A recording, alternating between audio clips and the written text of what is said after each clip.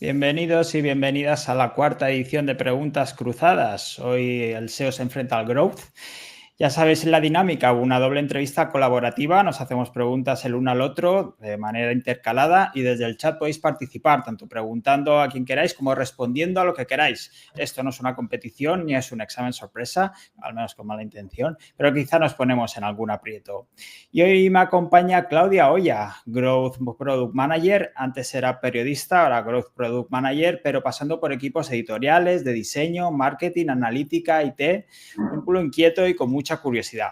Lidera la estrategia y ejecución de experimentos en Product Hackers, transformando datos en información con la que optimizar el funnel de las empresas y productos digitales. Tiene una newsletter, Ecomher, donde comparte historias, aprendizajes, retos, soluciones y reflexiones de mujeres en el mundo del e-commerce. Y recién anunciado, será profesora de la asignatura de Growth Frameworks del Máster en Marketing Automation y Growth Hacking en IEBS BizTech School. Bienvenida, Claudia, y hola desde la entropía. Hola, me gusta la palabra entropía, de hecho la llevo tatuada en el pie. Algo visto por ahí, algo visto por ahí. Sí, porque es como una palabra que siempre me ha gustado, que define muy bien un poco el entorno en el que vivimos, ¿no? Ese desorden, así que está guay. Nada, un placer estar aquí. Viendo cómo me definías, pienso, cuántas cosas he hecho. ¿Y qué soy? Que yo a veces a día la gente me pregunta y no tengo muy claro qué es lo que soy, pero bueno, está bien. ¿No? Está bien. Cuando estás, al menos en un contexto profesional, ¿cómo te presentas? Cuando me preguntan qué hago, porque mi cargo sería como el rol del Growth Manager y siempre es qué es un Growth Manager y qué hace un Growth Manager. Entonces yo trato de explicarlo como si se lo explicara a mi abuela, que muchos días me pregunta, hija, ¿pero tú qué haces? Entonces yo le digo que me dedico a hacer experimentos y hay gente que tampoco entiende la palabra experimentos, así que digo, bueno, pues el resumen es, los clientes me contratan para ayudarles a vender más. Y entonces eso implica muchas cosas, desde hacer estrategias de contenido hasta hacer experimentos en una tienda online o en una aplicación. O sea que ese sería un poco el resumen. Suena un poco también como a juego, ¿no? He venido a Sí. experimentar, a probar, a divertirme y a ver qué sale. Pues Claudia, ¿quieres empezar tú a hacer los honores y empezar con tu primera pregunta? Vale, o sea, yo quería saber también, ya que yo me dedico a esto de los growth, en tu caso, si te has enfrentado a proyectos de growth muy enfocado al SEO y si has tenido no problemáticas, sino que cómo lidias en una dinámica en el que va todo muy rápido, en el growth donde un cliente viene y te pide cambios muy rápidos, cómo ejecutas eso en la parte del SEO, ¿no? Cómo intentas inculcar la metodología del growth aplicada al SEO, en tu caso. En este caso, claro, depende mucho del cliente y de la fase donde esté el cliente. Cuando me has empezado a comentar, me venía a la cabeza sobre todo alguna vez que he trabajado con alguna startup, que ahí es velocidad. Ahí no le puedes decir, no, el SEO es un juego a largo plazo, que te va a mandar un poco por ahí, porque al final es lo que importa es crecimiento. Y en cuanto a growth, aquí desde el punto de vista SEO, a mí porque me gusta tocar un poco de todo, pero sí que es cierto que respeto mucho el trabajo profesional de otros. Yo soy SEO y nunca me voy a poner bueno, nunca digas nunca, ¿no? Pero ahora mismo no me veo capacitado como para ponerme a experimentar con según qué o tal. Entonces yo puedo hacer sugerencias o puedo hacer recomendaciones de, hostia, quizá esto te iría bien mirarlo, probar y tal, y contactar con un profesional. Entonces yo creo que en este punto sería muy interesante el hecho de crear sinergias de SEO con otros profesionales que puedan potenciar y acelerar un poco el crecimiento.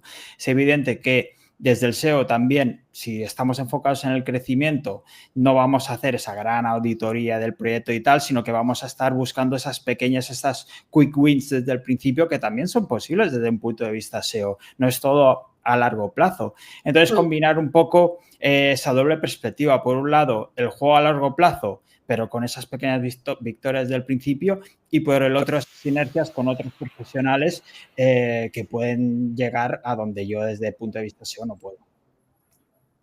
Vale, luego te haría más preguntas, pero creo que te toca. Me toca. Vale, mi pregunta, en el SEO estamos en un momento que parece que como que estamos, bueno, llevamos años con el SEO muerto y tal, pero ahora sí que parece que estamos en un momento de transformación. Y justo hace un par de semanas que fui a las Conversion Talks en Madrid, de CRO y tal, y me dio la sensación de que todo el marketing digital, todo el sector, estamos un poco en las mismas, ¿no? O sea, solo por la inteligencia artificial, sino también por la saturación de canales, hay demasiado contenido, el crecimiento ya no es como antes, con los e-commerce, por ejemplo. Entonces, ¿crees que el growth también está en una posición así como en los límites de un cambio, de una transformación? Absolutamente sí. De hecho, yo creo que te mentiría, o cualquiera que trabaja ahora mismo en esto, te mentiría si te dijera que las cosas que hacíamos hace un año nos funcionan un año después. O sea, ahora mismo, sobre todo con las marcas que trabajamos mucho en e-commerce, vamos a estrategias muy enfocadas a fidelización, branding, más en retención y no tanto en una activación o captación de usuarios nuevos, porque entendemos que también el mercado está tan saturado que para que tus usuarios te compren tienes que trabajar otras cosas. Y sobre todo en un entorno en el que la inteligencia artificial hace que todo se parezca, ¿no? Que cualquiera puede generar contenido, que cualquiera puede ponerte un chatbot de personalización en una tienda, o trabajas esa diferenciación, trabajas ese branding y buscas otra forma de hacer las cosas, o vas a estar súper perdido, ¿no? Entonces, todas las estrategias que estamos haciendo un poco van siempre enfocadas en eso. Obviamente seguimos trabajando en un CRO y seguimos trabajando en adquisición y el resto de palancas, pero ponemos el foco de, oye, hay que trabajar tu branding, hay que trabajar en qué es lo que ofreces tú que la competencia no ofrece, trabajar mucho tu producto. Entonces, creo que hay cosas que hace un año o dos se podían permitir y que podían hacer que el usuario convirtiera o no en tu web, pero ahora mismo o te diferencias o vas a estar muy perdido. Esa es buena porque ahora últimamente ya llevamos tiempo también, pero se escucha hablar mucho del branding y de la marca en el SEO. Así que más o menos quizás ¿no? Convergemos hacia el mismo punto en general, porque también estamos creo que con los mismos retos. El hecho de hay saturación en general de contenidos, etcétera, y te tienes que diferenciar, te tienes que marcar y tienes que llegar al público desde tu posición. Mira, por aquí nos llegan un par de preguntas ya. Por ejemplo, Natalia, mira, dice, pregunta a los dos, ¿creéis que el futuro del SEO es pasar a growth? Bueno, es que yo digo, ¿qué es growth y qué es SEO? Es que para mí el growth implica SEO. De hecho, yo no puedo trabajar una estrategia de growth con un cliente que no tenga un buen SEO o esté bien optimizado, que es lo que hemos hablado también muchas veces. De, oye, si yo puedo trabajarte mucho tu adquisición, o sea, tu web, hacer que tu web convierta de la leche, pero si no llega un tráfico cualificado a tu site, no hacemos nada. Si tienes una caída de tráfico porque tus páginas empiezan a estar mal indexadas, no apareces en buscadores, no apareces en los nuevos motores de búsqueda, etc., etc., yo como profesional que te estoy optimizando el site es que no voy a hacer nada, ¿no? Mi trabajo no...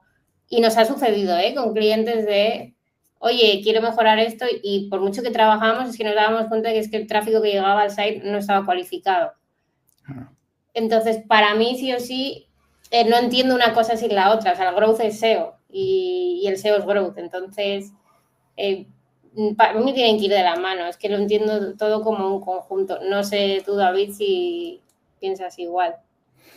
Hombre, yo creo que también growth creo que tiene una perspectiva más amplia, ¿no? Porque, por ejemplo, si hablamos de SEO, es cierto que también debemos, creo que ahora se está hablando mucho más de la unión de SEO, negocio, que ya llevamos tiempo, pero SEO y producto, por ejemplo, cómo los inputs del SEO y los datos que podemos recoger pueden afectar a las otras ramas, y no solo a las otras ramas del marketing, sino también al propio producto y al propio negocio, y cómo tiene que evolucionar a partir de eso.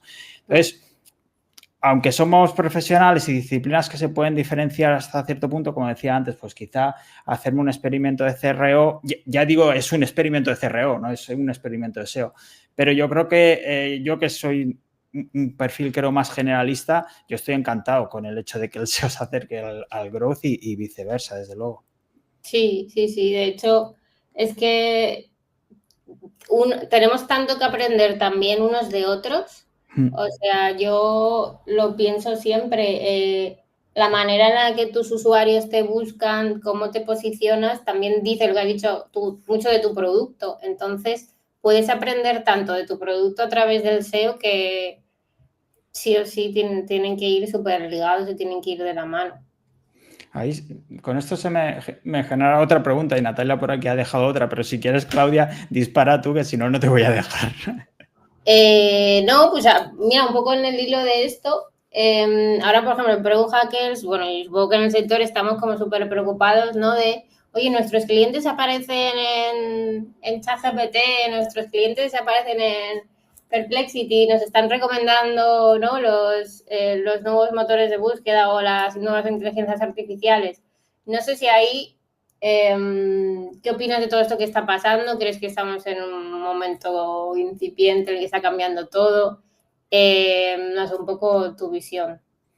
Yo creo que sí, que estamos en un momento de cambio y que motivado, digamos, por dos vías. Por un lado, la propia tecnología, las empresas están tirando hacia allí. Google ya ha adoptado el AI First, por así decirlo, ya va hacia aquí. Y por el otro, el propio comportamiento y la evolución de los usuarios, que ya está evolucionando. Es evidente que antes ya estábamos viviendo como una estratificación de la búsqueda, con las nuevas generaciones, con ir a plataformas más especializadas. Si vas a un hotel, buscas en Booking; si buscas un producto, buscas en Amazon; si buscas a alguien bailando, vas a TikTok, ¿no?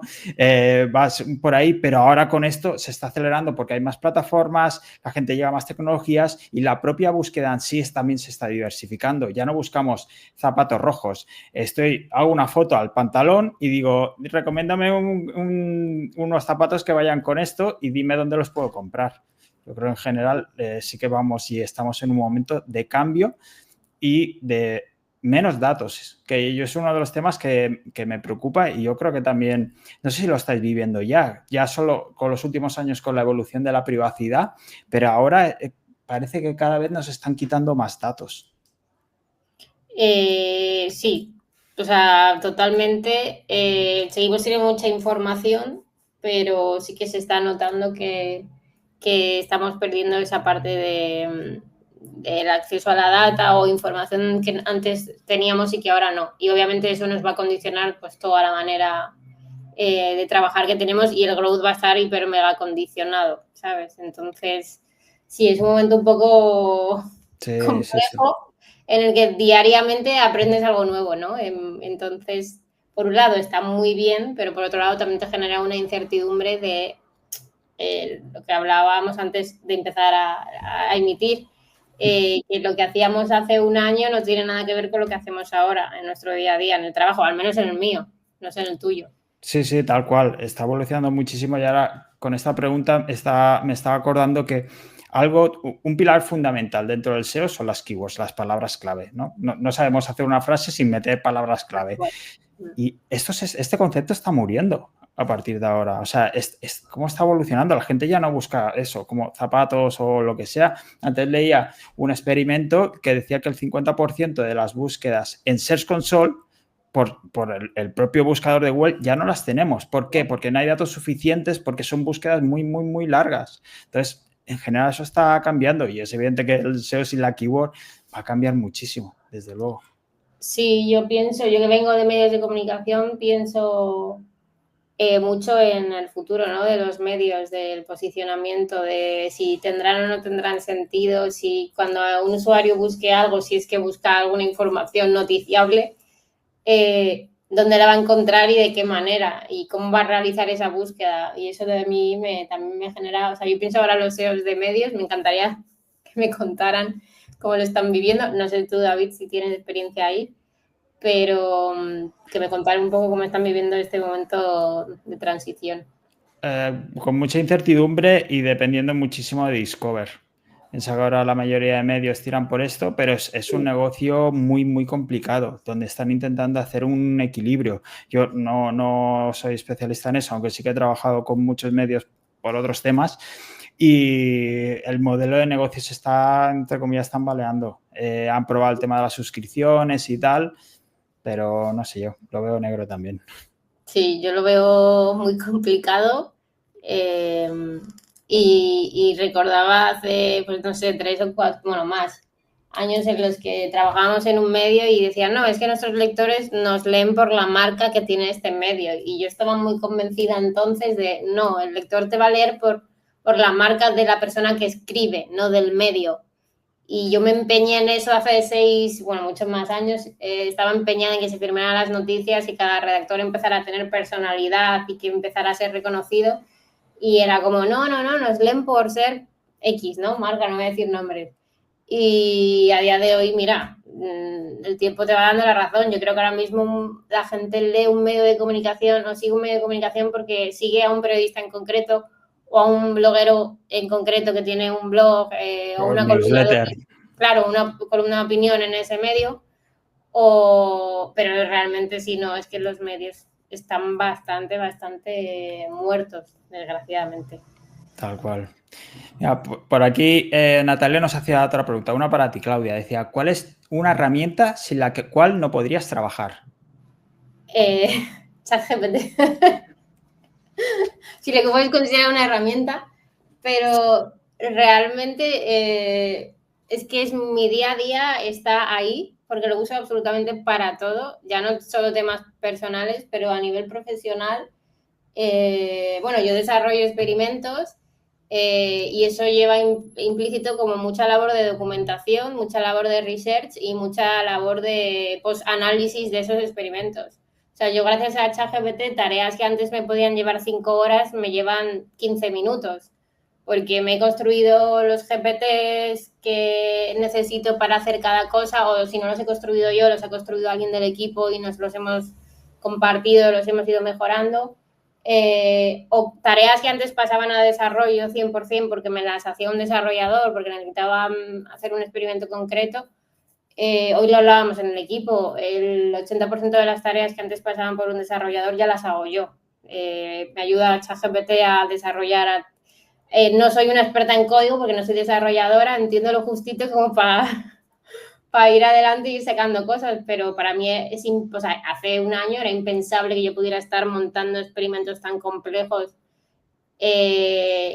con muchas funcionalidades, muchas interfaces y las estoy haciendo yo sin saber una barbaridad de código, ¿no? Entonces, para mí, ya si ahora me lo quitas, yo ya estaría no muy perdida, pero estaría perdiendo mucho tiempo. Sí.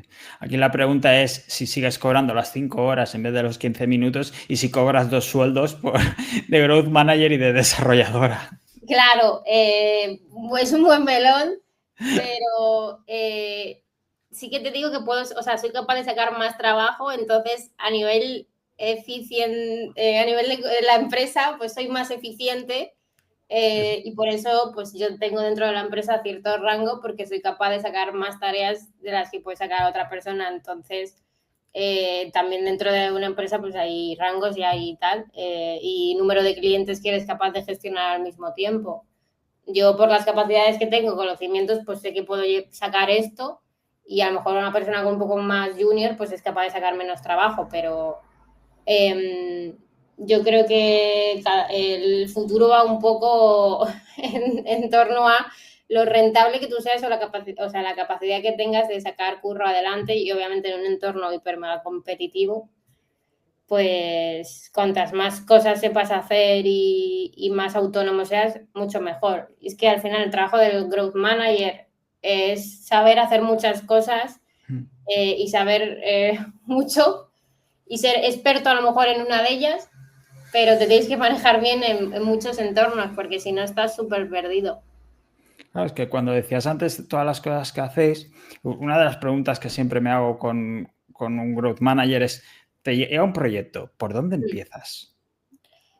Pues mira, hace poco que mi compañera Marta y manager de equipo, Marta Alonso y yo dimos una charla precisamente de esto, de cuando nos llegaba un cliente nuevo a Product Hackers, donde trabajamos, ¿qué hacíamos?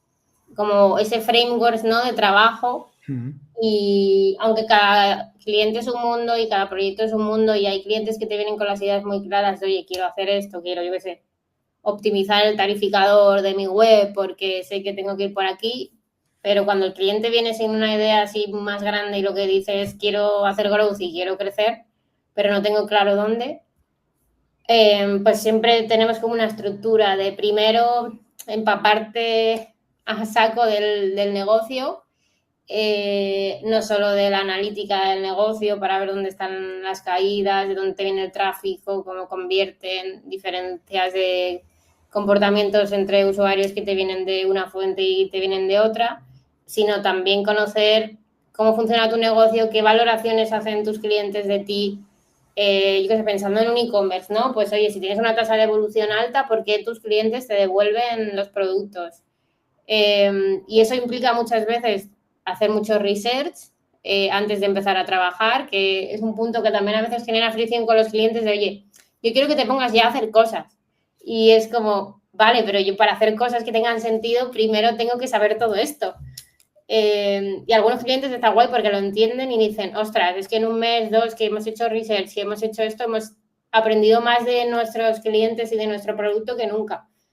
Pero siempre hacemos como ese trabajo previo y a medida que vamos descubriendo cositas que se pueden ir optimizando, pues vamos como lanzando lo que llamamos nosotros un poco los quick wins de cambios o cosillas que se pueden optimizar en tu web o en flujos que tú tengas, un poco para que el cliente también vea que se pueden ir haciendo cosas mientras vas conociendo el negocio, porque hablando de e-commerce, que es lo que más me gusta y más experiencia tengo, te enfrentas mucho a muchos e-commerce diferentes y hay cosas que ya de base sabes que van a funcionar porque lo has probado en 5 o 6 e-commerce antes y raro es que en este no te funcione, ¿no?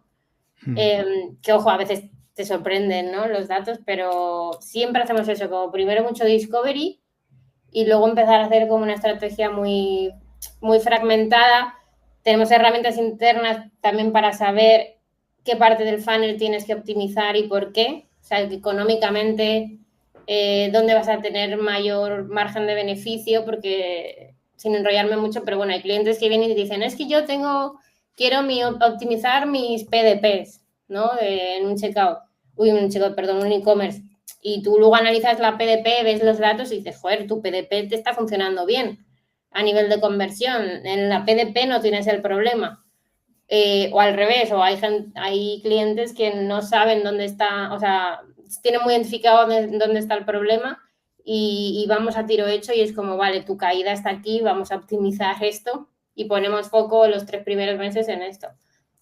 Con cada cliente y cada negocio es un mundo, pero siempre partiendo de al menos un mes de discovery como a muerte, en el que te empapas todo lo que puedes de ese cliente, que a veces es muy difícil porque imaginaos lo que es. Sí, sí.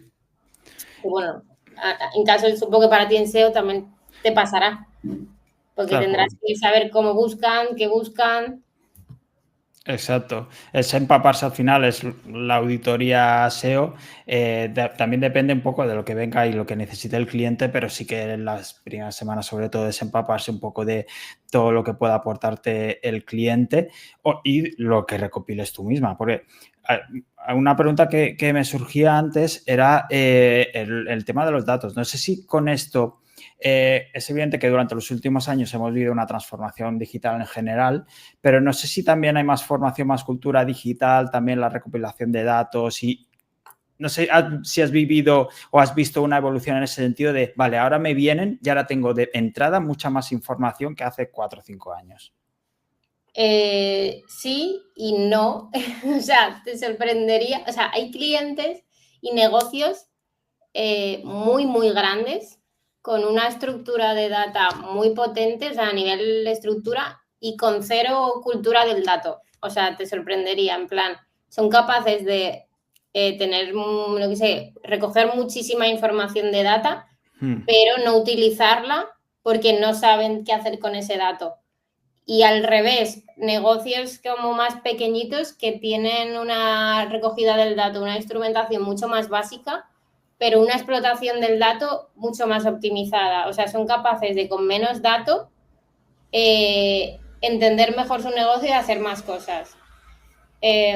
No, o sea, a mí me ha pasado a menudo, de hecho, obviamente no voy a dar nombres, pero clientes gordísimos de decir, madre mía, la cantidad de información que recopilan del usuario y para nada, porque no están haciendo análisis con ese dato muy exhaustivo, ¿no? Es análisis como muy tal que, pero realmente tienen tanta data que si empiezas a rascar un poco, puedes conocer muchas cosas. Lo que pasa es que a lo mejor o no tienen tiempo o no tienen equipos como muy cualificados para hacer esto, o no tienen una buena cultura del dato, ¿no? Y ya digo que clientes que sorprenderían decir, madre mía, como este negocio no tiene esa cultura del dato integrada. Y luego el negocio es como, o sea, e-commerce como más pequeñitos, con, yo qué sé, muchísimos menos de usuarios al mes, y tienen una data básica, pero muy bien montada, un funnel muy bien montado, con sus dashboards básicos, pero saben dónde están las caídas, saben cómo convierten sus usuarios, preferencias de sus usuarios, entonces es como es muy random, ¿no? O sea, te enfrentas a cosas como muy raras. No siempre más es mejor. O Sí, sea, sí, sí, sí, eso es bueno.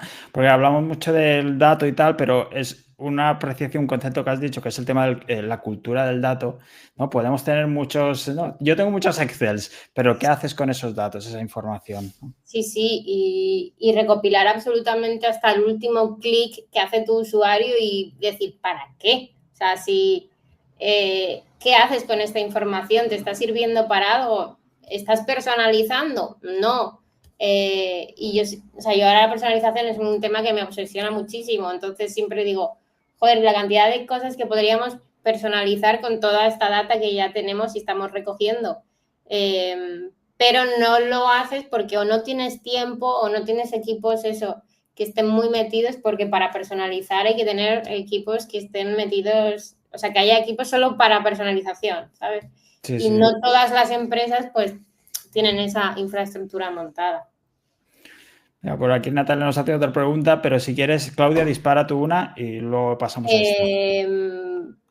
Vale, pues me gustaría saber un poco si notas, o sea, si ahora mismo desde el punto de vista del SEO, vuestras métricas del día a día han cambiado. Es decir, si antes os fijabais en, yo qué sé, me estoy inventando la tasa de clic que tenían ciertos enlaces y tal, y en el día de hoy, a día de hoy, ¿en qué os estáis fijando? O sea, ¿cuáles son vuestras métricas? Si tuvieras que entrar en un cliente, ¿qué le diríais que tendrían que empezar a medir para tener en cuenta el SEO? A ver, para empezar, sé que está cambiando muchísimo y ahora se están viendo muchas gráficas de Search Console, pero las impresiones y los clics de momento no podemos perderlo. Es cierto que ya se está viendo lo que decía, ¿no? El desapego, creo que lo están llamando, porque estamos viendo cómo las impresiones se mantienen o siguen subiendo, pero los clics están bajando y las líneas se van separando y eso, como eso nos duele, pero es que es lo que hay. Y a partir de ahí sí que más que nada es unir lo que nos interesa sobre todo a partir de negocio. Es decir, la venta, el carrito, la propia retención, que también un poco va un poco ligado con el inicio de nuestra conversación, que es todas las sinergias con el tema de growth, conversión, usabilidad, etcétera, etcétera.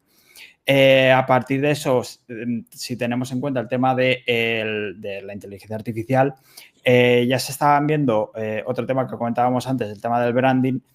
Tenemos que estar midiendo mucho mejor esto, no solo las propias citaciones o menciones de la marca, sino también cómo se está mencionando y monitorizar en general cómo se está mencionando, ya sea en los LLMs, si queremos directamente a partir de ahí, o también en redes sociales, por ejemplo. Entonces, sí que es cierto que las métricas ahora mismo están evolucionando, estamos un poco al compás, ¿no? Estamos en este momento de a ver hacia dónde vamos y están cambiando realmente, igual que decíamos que las keywords como están muriendo, se están transformando, las métricas también, y ahí estamos en ese momento de un poco a verlas venir y cómo se está transformando desde nuestra propia experimentación y lo que podemos ir compartiendo dentro del propio sector. Porque sí, está muy vivo, desde luego. Sí, sí, sí. O sea, yo tengo clientes de eso de que me dicen, Muski, esto está cambiando mucho. Me asusta lo que puede venir y empezar a mirar métricas que antes no mirábamos, ¿no? Y que ahora empiezan a tener sentido. Desde vuestro lado también hay algo así que es la métrica que antes la pasáis quizá un poco por alto y ahora cobra importancia. Pues un poco lo que te digo de usuarios que de repente nos empiezan a entrar de fuentes de tráfico como ChatGPT, o sea, ver un poco de dónde llegan tus usuarios ha empezado a tener mucho sentido para nosotros, porque la experiencia que le das a esos usuarios no puede ser la misma que un usuario que te viene de una fuente directa o de un social. Entonces, como vamos, lo que he dicho antes, a trabajar una personalización, para mí tiene mucho sentido saber si el usuario te viene de ChatGPT porque te lo ha recomendado cuando se está buscando zapatos rojos, la página que vea ese usuario tiene que tener el mismo aspecto que un usuario que te viene de directo. O sea, ahora estamos trabajando mucho hace tiempo, ¿no? Las PDPs de cierto e-commerce que vienen de Google Discovery no son igual que las PDPs de una persona que viene de directo. ¿Por qué? Porque la forma en la que el usuario interactúa con el contenido es diferente. Entonces, también se nos plantea este nuevo escenario de las PDPs de los que vengan de aquí tienen que ser diferentes, se tienen que parecer más a las de Google Shopping o se tienen que parecer más a las de, un tráfico más orgánico. Entonces, estamos ahí en ese punto de... Esa es buena. Desde el punto de vista SEO también estaba pensando que, por un lado, desde hace ya un par de años, somos, al menos desde mi punto de vista, como más conscientes de todo el viaje del cliente, que a la vez el fan clásico es evidente que está cambiando, está evolucionando, pero somos mucho más conscientes de hacia dónde, de dónde cogemos al usuario y hacia dónde lo enviamos. Antes el SEO era más clásico del hecho de, vale, tenemos un blog, publicamos un post y lo enviamos a nuestra página de servicio. Ahora somos más conscientes de que a lo mejor no, a lo mejor hay que enviarlo a la newsletter antes de intentar venderle algo. Es un poco por ahí. Y por el otro lado también creo que ahora mismo tenemos que controlar más piezas dentro del tablero. Como decía antes del tema de redes sociales y tal, no sé qué, son muchos más canales que tenemos que controlar. Y no voy a entrar en debates de si hacer SEO en LinkedIn es SEO o no, pero es evidente que si tu usuario está en Reddit, pues quizá tienes que echarle un ojo, desde luego, y si te busca, pues quizá tienes también que optimizarlo de algún modo. Sí, sí, sí, total. Y te sorprendería pues la poca personalización que se hace en ese sentido, ¿no? Y cuando pruebas a hacer un experimento de lo que te digo, de, oye, si traigo a mi usuario que me viene de Google Shopping o de Facebook, que creemos que no, pero sigue convirtiendo, viene un usuario de Facebook porque ha visto unas sandalias y entra en mi página o en mi PLP con todos los productos, ¿tiene sentido que esa PLP sea igual que un usuario que entra? Pues no, ¿sabes? Entonces estamos jugando con qué elementos le muestras a unos y qué elementos les muestras a otros, si las fotos tienen que ser de una forma, si tienen que ser otras, si ha entrado viendo una foto X, si tiene sentido pues que si esa foto luego es la que vea durante toda su navegación, ¿no? De, oye, si ha visto una foto de modelo, tiene sentido que la primera foto que vea luego cuando entra a la PDP es la foto que ha visto en el anuncio de Google Shopping o le tienes que poner otra. Pues ese tipo de cosas que pueden ser muy básicas, pero que realmente la mayoría de los e-commerce no lo hacen, ¿no? Tienen una PDP o una PLP y se la muestran a todos los usuarios igual, da igual de dónde vengan. No sé, es tan básica. A lo mejor tú que estás acostumbrada a saber este tipo de negocios y webs, pero yo creo que es un concepto que no se tiene tan en cuenta, desde luego. Sí, yo ya te digo, o sea, yo porque me fijo y es un poco de formación profesional cuando estoy comprando, ¿no? En un sitio que es terrible, porque ya me fijo en cualquier cosa, ¿no? Estoy navegando el otro día por Zalando y todo, me fijo en todos los detalles. Y si pienso de, joder, esto se podría hacer de esta manera, se podría hacer de otra. Y no es lo mismo que si yo veo un anuncio en Instagram y entro a ver ese producto, lo que yo espero ver no tiene que ser igual que el que viene de otro sitio. De hecho, posiblemente si yo he visto un anuncio donde se destaca, imagínate, la cualidad de un producto, cuando yo entre en esa PDP, la cualidad que más se tiene que destacar es esa, porque es la que ha hecho que yo haga ese clic, ¿no? Entonces, para los productos que tienen así como funcionalidades muy claras, es súper básico. Si luego yo entro en la PDP y no veo el refuerzo de ese mensaje por ningún sitio, ¿qué sentido tiene, no? Entonces, bueno, es un poco jugar con ese tipo de cosillas.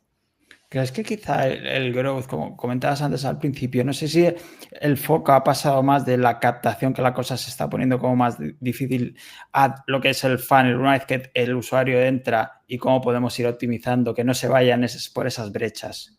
Sí, sí, total. De hecho, bueno, ahora más saliéndote un poco del e-commerce, pero cuando trabajo con, yo qué sé, con un sector como el de la telefonía móvil, tienes que jugar mucho con la competencia, ¿no? Obviamente, si yo soy de un usuario, qué sé, de Movistar y entro en la web de Vodafone,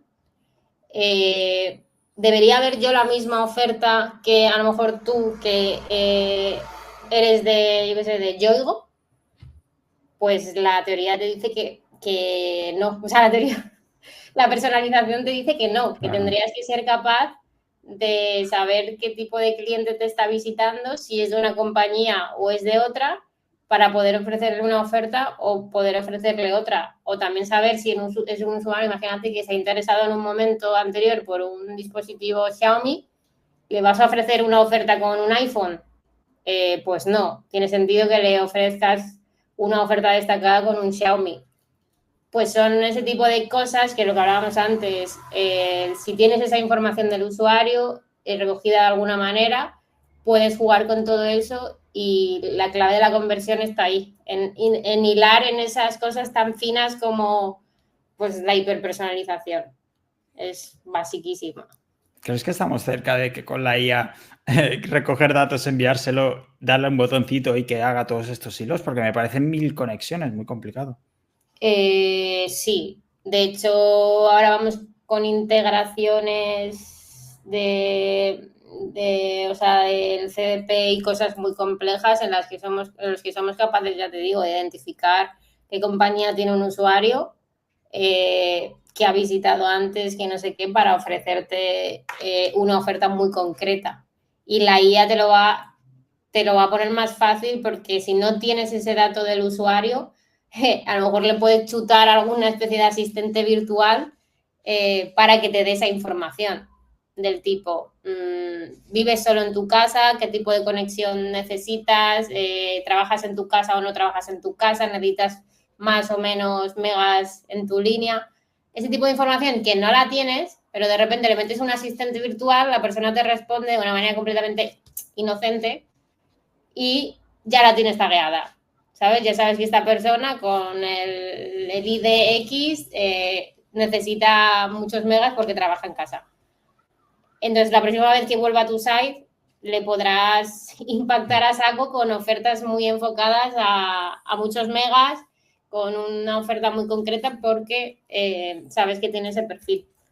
Entonces, hay muchas formas de hacer, y te estoy hablando de telefonía, pero esto se puede hacer también en e-commerce y ya se está Sí, sí. haciendo.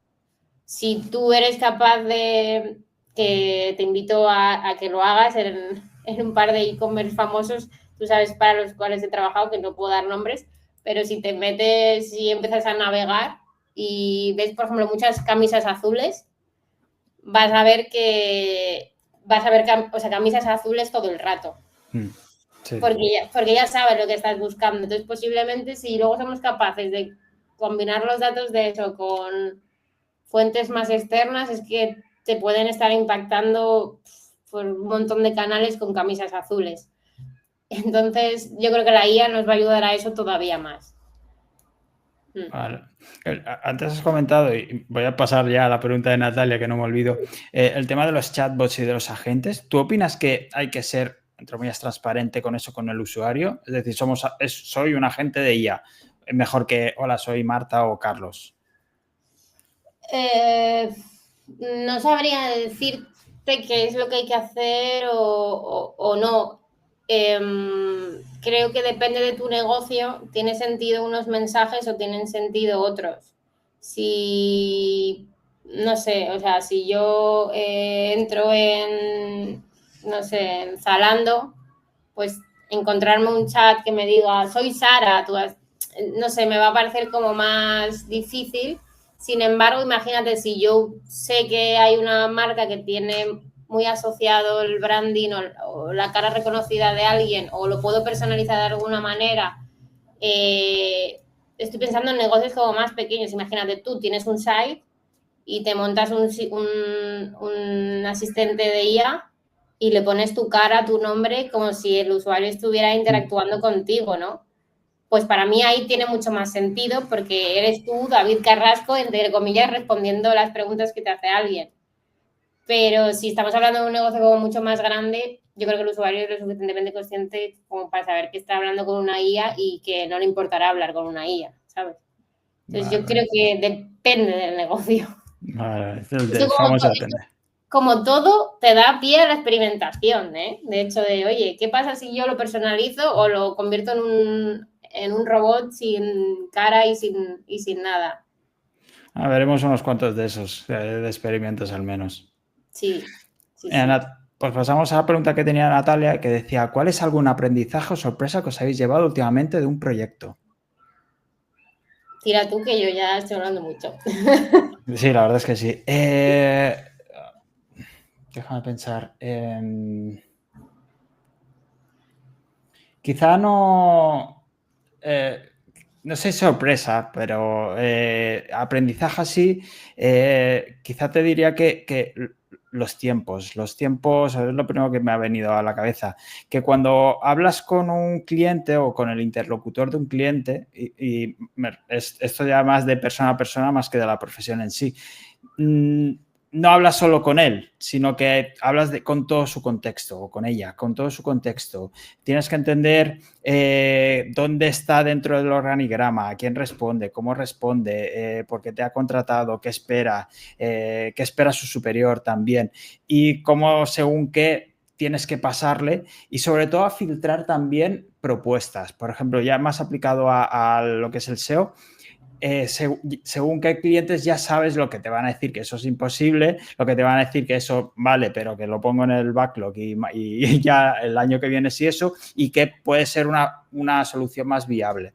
Entonces yo creo que, mira, me ha venido eso y puede ser uno de los aprendizajes de estos últimos meses.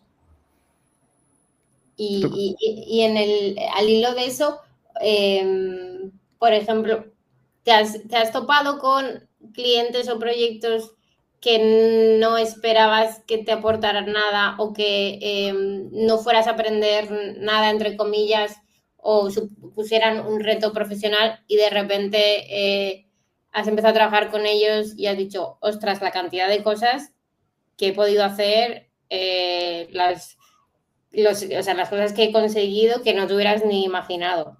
Mira, pues me venía a la cabeza hace poco, hice una mentoría a unos emprendedores que estaban empezando con un proyecto, pero el proyecto estaba en la fase muy, muy, muy inicial, no tenían ni web, bueno, la estaban desarrollando y tal, y no sabía bien cómo podía encajar. Y fue una serie de como consultorías en 5 sesiones y disfruté muchísimo porque era un poco, no solo plantear toda la estructura de un nuevo sitio que promete ser muy, muy grande y eso es un reto, sino también cómo podía, y ellos eran muy receptivos a la hora de poder darles recomendaciones e inputs de, oye, mira, pues esto se puede hacer de esta manera o esto que no tiene nada que ver con el SEO, pero lo tendría en cuenta, cositas así. Y la verdad es que es un tipo de proyecto con el que he disfrutado mucho últimamente. Sí, o sea, está guay, ¿eh? Cuando cosillas que salen un poco de tu Sí. trabajo diario y que van un poco más enfocados no tanto organización, ¿no? Pero a mí me ha pasado últimamente un cliente que entró a Product Hackers y nos dijo algo que me sorprendió y me dijo, no os he contratado tanto para buscar resultados, que también, sino para que vuestra metodología, la forma en la que trabajáis, cómo os organicéis, lo trasladéis a mi equipo, ¿sabes? Entonces, fue un poco chocante porque es como de los primeros clientes que no te van a medir por resultados de, oye, he crecido tanto, sino cuánto eres capaz de que su equipo evolucione, ¿no? Y que de repente empiecen a hacer cosas que antes no hacían. Eso es bueno. O se empiezan a cuestionar cosas que antes no hacían y va mucho más allá de una formación en experimentación, en growth, sino en la manera de trabajar. Y la Entonces, manera de pensar, de plantearse claro, el día a día. en mi día a día, o sea, en la actualidad está siendo como un reto, porque claro, me enfrento a cosas que no hacía y en un papel que no he estado nunca de un poco más esa mentoría, ¿no? De, oye, yo creo que se deberían hacer, o sea, que deberías ir por aquí o más a un asesoramiento de growth que otra cosa. Y los proyectos así también son súper enriquecedores. Eso está guay. Estaba pensando también que hace no mucho empecé con un nuevo cliente y eso, a las 2-3 semanas ya dije, vale, pueden que necesiten SEO, pero lo que necesitan urgentemente es más el papel de Project Manager, Sí. porque era un caos eso. Y entonces también es un poco, oye, si estás dispuesto, te apetece coger ese papel o no. Sí, y luego no todo el mundo está dispuesto y no a todo el mundo le gusta ese rol, Sí, ¿sabes? sí, sí, sí, sí, sí. O sea, a mí porque me gusta, lo disfruto, pero también siento que tengo que seguir teniendo la otra parte de ejecutar cosas y hacer cosas porque si no me voy a aburrir, ¿no? Entonces, si el trabajo te lo permite poder tener como esos dos roles, pues perfecto, ¿sabes? Hmm. Me toca a mí. Vale, una pregunta doble. ¿Qué experimento? No sé, bueno, ¿qué experimento? Si tienes alguno que haces siempre por defecto y si haces hoy en día algún cambio sin experimentar. ¿Algún experimento que hago por defecto? No, bueno, a ver, te diría que sí, en e-commerce tenemos como internamente una broma, una anécdota con nuestro nuevo head of growth, que es Ricardo González, que no sé si lo conoces. Él empezó, le llamamos el etiquetitas, entre comillas, o sea, de un punto de vista completamente cariñoso, porque con cada e-commerce que entraba y no tenía las típicas etiquetas en la que marcas un producto como típico bestseller, más vendido, viral en TikTok, todo e-commerce que no tenía ese tipo de etiquetas que permitiera identificar unos productos de otros, lo testábamos y en todos funciona. Y a día de hoy es algo que seguimos haciendo. O sea, cuando entra un e-commerce y lo típico que ves en las parrillas, todas lisas, planas, todas iguales, que no te permite identificar un producto de otro, pues a todos les metemos alguna etiqueta, pues del tipo bestseller, últimas unidades, arrasando, yo qué sé, ese tipo de cosas que son básicas, pero que nos siguen funcionando. Por eso digo que hay como principios básicos que a ojos nuestros pues es un poco ridículo porque entiendes que no va a generar mucho impacto, pero luego te sorprende. Entonces ese tipo de experimentos lo seguimos haciendo con todos los e-commerce que entran y que no tengan implementado unas etiquetas o unos elementos de diferenciación. Y luego cosas que hago sin experimentar, pues constantemente, sobre todo con clientes que no tienen mucho tráfico, porque siempre tienes que plantearte, yo tengo una idea de experimentación, tengo suficientemente tráfico como para experimentar. Si no tienes tráfico para experimentar, no puedes hacer un test A/B, porque no puedes tener una experiencia corriendo un mes, ¿no? Para tener volumen. Hay negocios que no te lo permiten. Entonces, en ese tipo de escenarios, pues solemos oír o a ideas muy grandes donde puedas detectar cambios muy grandes o directamente poner algo en producción y medir a posteriori cómo ha sido esa subida a producción. O sea que sí, lo hacemos constantemente. O Vale. cosas que ves que esto tiene sentido hacerlo de otra forma y el cliente te dice, pues venga, vamos con esto y a producción directamente. Sí, o sea, Yo en creo el día a día. ambas ideas, digamos, yo creo que son buena forma de ganarte la confianza, sobre todo del cliente en las primeras etapas, ¿no? Es decir, vamos un poco a lo seguro, que aquí Sí, cogeremos esa atracción que se necesita, porque es un cliente sin confianza. Nada. sí. Aquí yo personalmente también o sea, en ese sentido, me gustaría saber cómo tú te ganas la confianza de un cliente cuando trabajas el SEO, porque si no puedes ver resultados rápidos, bueno, a veces sí, pero no siempre. ¿Cómo trabajas? ¿Qué fórmulas tienes? ¿Cuál es tu metodología? ¿Cómo te comunicas con el cliente cuando empiezas un proyecto y le dices, mira, yo necesito este tiempo o... Aquí depende, creo, que depende bastante también de la autoridad que tú tengas. En mi caso, no puedo decir que sea demasiada y de hecho hace poco me pasó. Estaba hablando con un cliente, una primera llamada de exploración. La llamada fue muy bien, pero al final me preguntó, dame garantías, por así decirlo. Claro, Digo, no, primero que tampoco tengo datos como para hacer una proyección y segundo que por más datos y por más proyecciones que pueda hacer, porque al final hay sistemas de proyección que puedes más o menos saber, bueno, ahora todos se están yendo a la mierda, ¿no? Pero más o menos puedes saber por dónde van los tiros. No puedes dar garantías de absolutamente nada, o sea, en ningún ecosistema. Entonces, aparte de la autoridad, también es el tema de, yo creo que es presentarle un roadmap coherente y una metodología de trabajo que le pueda dar esa confianza y presentarle, sobre todo desde el punto de vista como un proyecto.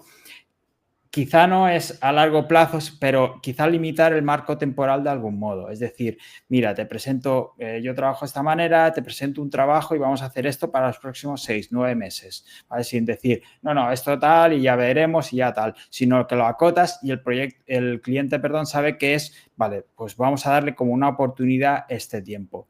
Y es evidente que te va a ir preguntando, ¿y cuándo puedo esperar resultados? ¿Y cuándo tal? No sé qué.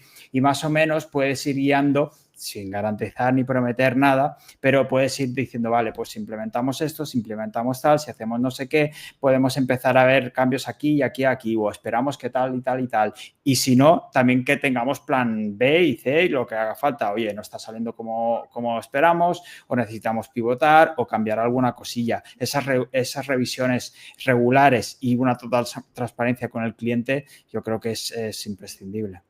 sí, cada cuánto tiempo hacéis esas revisiones, una cosa, no sé, mensual, 3 meses o...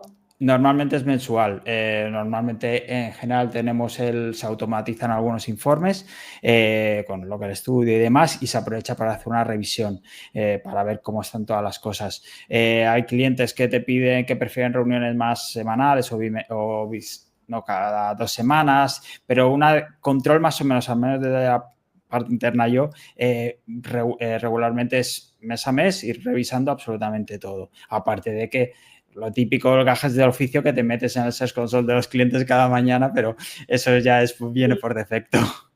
Sí, sí. No, mira, a mí también me pasa. O sea, en nuestro caso sí que tenemos reuniones semanales con el cliente. Hay veces que hacemos alguna más, el cliente es gordo y con los que yo me reúno prácticamente diariamente. Y luego tenemos revisiones de estrategia, en nuestro caso, cada 3 meses, ¿no? De si hay que, estos 3 meses tiene sentido por dónde vamos, resultados, si hay que darle una vuelta a la estrategia que hemos hecho y poner el foco en otro lado.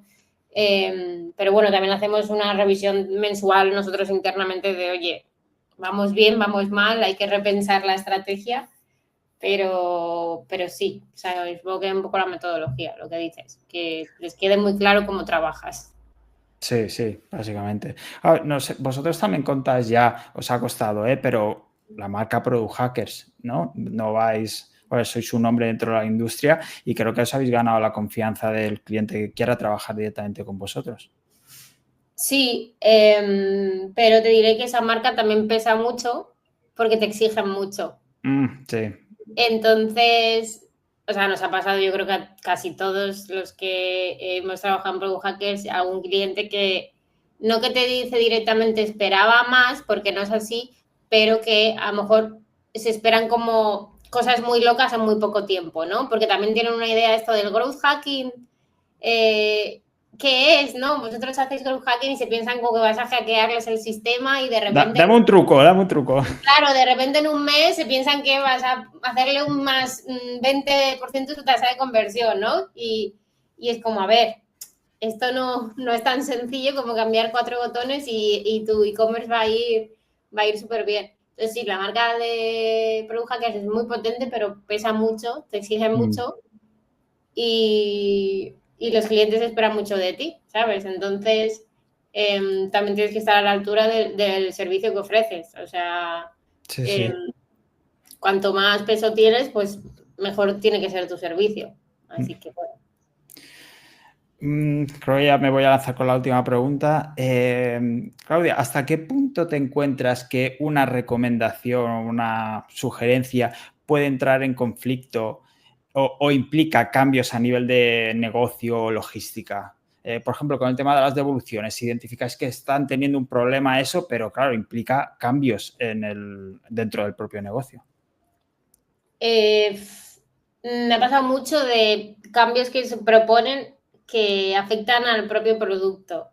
De, oye, a través de esto hemos descubierto que tu producto falla en esto. Y Vale. ahí es donde entra el conflicto entre el departamento de Growth, sobre todo si eres una consultoría externa, y el propio equipo de producto del cliente. No me ha pasado muchas veces por suerte, pero alguna vez sí que me ha sucedido. Y ahí entra, o sea, siempre hay la parte que dice, ostras, esta gente tiene razón, han descubierto este insight de mi producto a través de este research, a través de este experimento, tenemos que cambiarlo. Y luego está otro tipo de persona que dice, no, mi producto es así, yo conozco mejor a mis usuarios que tú, yo conozco mejor lo que quieren mis usuarios que tú, ese tipo de cosas. Entonces, Habréis hecho conflicto. mucha experimentación de cómo decir las cosas, ¿no? A ver. Sí, sí, sí. Yo he aprendido muchísimo eso porque yo venía encima de medios de comunicación que no hay como un sector más, no frío, pero a saco, ¿sabes? De esto es así y esto es así, o sea, esta noticia no funciona, adiós, esto no sé qué, chao, o sea, no hay lugar a debate, ¿sabes? Vale. Entonces yo he tenido que trabajar mucho la asertividad, la manera de comunicar, intentar como no ser muy brusca, sonar siempre, oye, esto es una recomendación, no tienes por qué hacerlo si no quieres y trabajarlo mucho, pero nos pasará siempre y a todos yo creo que nos pasará, incluso a ti, Sí, sí. que habrás trabajado con algún cliente y le has tenido que decir, oye, tienes que trabajar sobre esto y a lo mejor el cliente no quiere, ¿sabes? Sí, sí, sí, sí. Bueno, producto y negocio, pero es que estaba pensando el otro día en los textos de la página web. Como dices, el cliente con toda la voluntad lo ha hecho y bueno, es que le falta algo, es que no eres copy y lo entiendo, pero necesitamos un poco más. Joder. Sí, sí.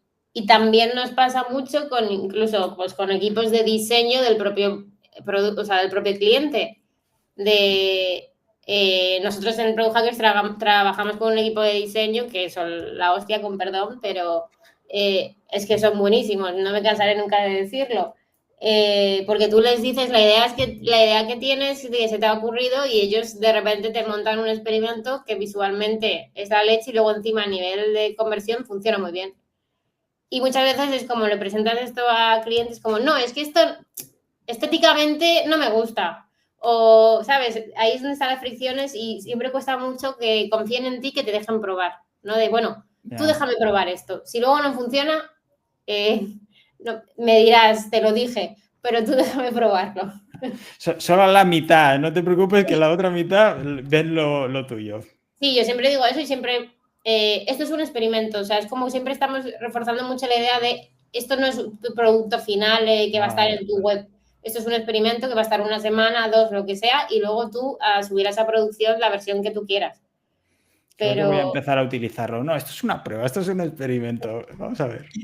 Me un gusta, mensaje me que gusta. funciona, ¿no? Porque si piensan ya como en el cambio directo o en lo que va a estar en su site, de no sé qué, Ya. entran como, empiezan a cortocircuitar y te dicen que no a todo. Ah, sí, Entonces, sí. siempre por la vía de, esto es una prueba, déjame probar. Me gusta, me lo voy a quedar. Pues claro, ya llevamos una horita. La última pregunta ya para acabar es que a ver si me puedes recomendar a alguien que pudiera traer aquí al Preguntas Cruzadas. Uf, se me ocurren muchos nombres. Depende de qué te gustaría hablar. ¿No? Alguien que pueda ser complementario con el SEO, pero que no sea SEO y que, no sé, de qué puedo aprender. Yo como estoy muy obsesionada con narrativa, narrativa, branding y demás, tiraría pues eso, gente que lo hace muy bien. Cintia, bueno, Cintia lo hace muy bien, Elena Madrigal lo hace muy bien, o sea, gente como muy enfocada en eso, en una narrativa, en Vale, construir discursos en los negocios y en posicionarlos. O ya o gente muy enfocada a construcción de comunidades, también podría estar guay. vale, Eh, interesante. ahí, no sé, se me ocurren como líneas de las que a mí me gusta aprender y que pueden dar mucho juego, sobre todo ahora en la era de la IA. Gente Vamos que nos a lo ayude, humano, ¿no? claro, gente que nos ayuda a diferenciarnos y que hagan las cosas con mucha humanidad detrás, como con mucho corazón, ¿sabes? Ah, está guay. Pues buscaré a alguien con corazón para traérmelo aquí. Sí, sí. Pues Claudia, muchísimas gracias por pasarte. Recordemos que tienes la Ecomher, la newsletter sobre e-commerce. Publicas cada semana. Dejaré los enlaces también para que te puedan encontrar, igual que tu perfil en LinkedIn. Y espero que hayas estado bien este ratito y muchísimas gracias por pasarte. Nada, a ti, David, y un placer. Siempre que quieras, aquí estaremos. Ha costado, pero ya lo hemos conseguido al final. La vida que de repente es como te empiezan a salir 20.000 cosas, pero Sí. bueno. Pues muchísimas gracias también a todos y a todas las que habéis estado por aquí por el chat y nos veremos la semana que viene de nuevo con otro Preguntas Cruzadas. Muchas gracias a todos y buen martes. Un abrazo. Chao.